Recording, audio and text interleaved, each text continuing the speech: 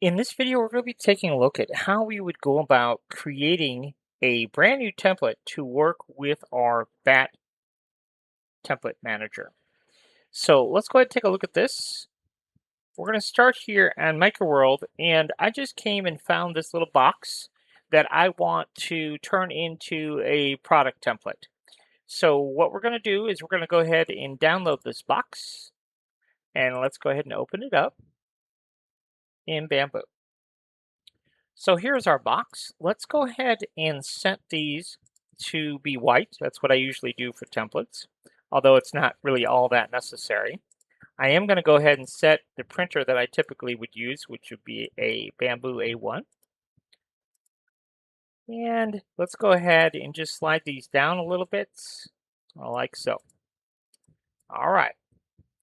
So now we have all this going. So what we want to do in this particular instance, we want to put a logo on our lid. Now our lid is printing face down, so we have to make sure we accommodate that as well for our logo placement. So what we have to do is this. We have to right click and choose add primitive. In this case, we're going to add a primitive cube. And let's go ahead and go hit Control 1. That'll allow us to look at this cube straight down.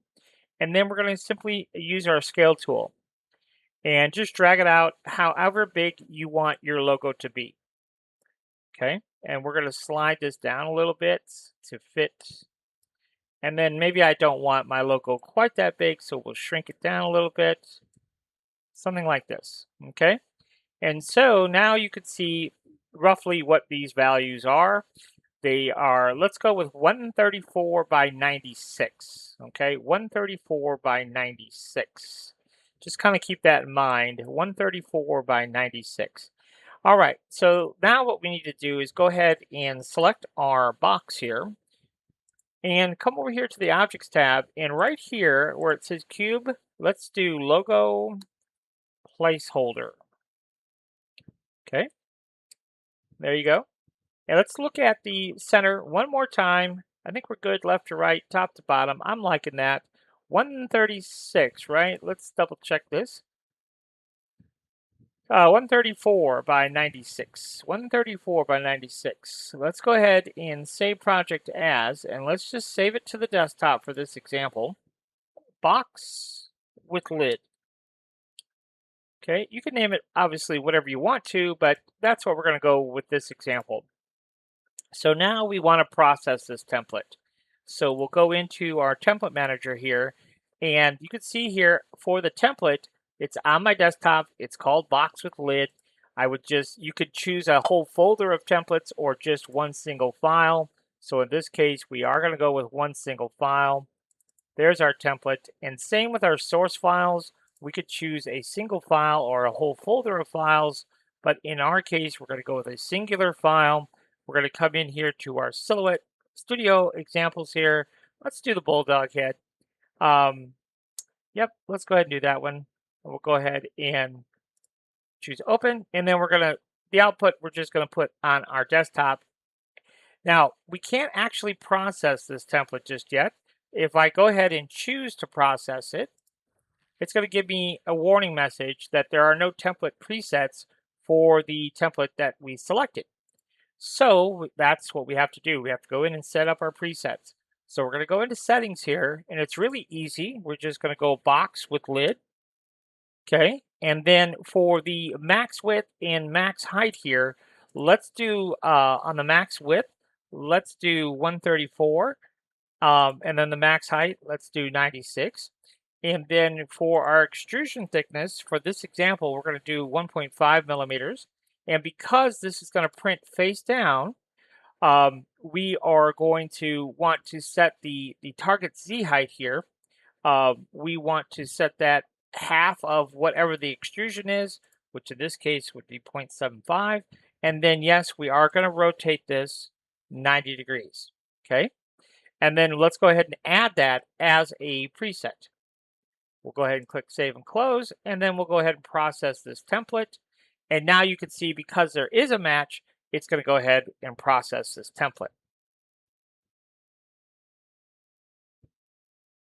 Now, in this particular case, we are processing an SVG file, but we can also use 3MF files with this tool, or a combination of both. So if our source folder had SVGs and 3MF files, it would just process them both. So now let's go ahead and let's open up the file that was just generated, which is the bulldog head here.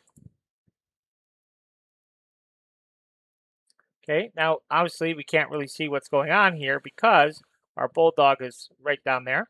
But let's go ahead and alt click here on our lid, and let's just change the color just so we can see this a little bit better. Let's go ahead and slice it. You see it says slice OK, and there is our bulldog head right there on our lid. So just that easy to merge those two files together.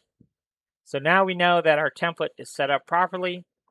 We can use our template now and apply whatever logos we want to the whole batch full of logos for this particular product. So setting up templates is really a very easy one-time thing. We set up the template one time, and then we can batch process all of our images in one go.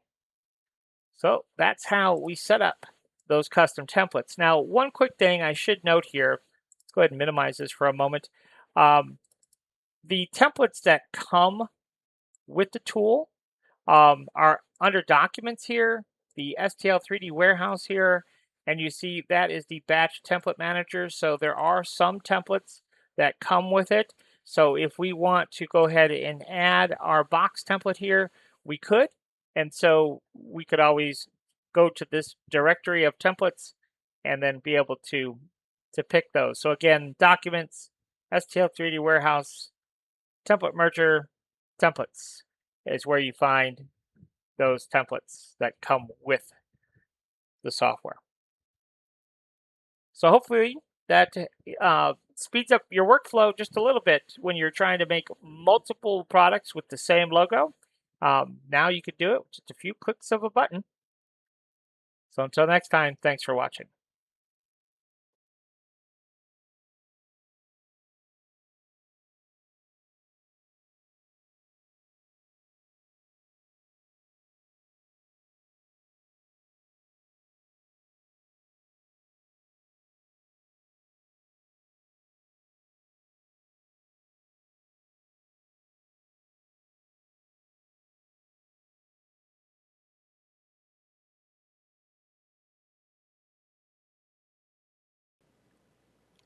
If you have any questions or need one-on-one training or some custom files made for you, this is my contact information, so feel free to reach out via email.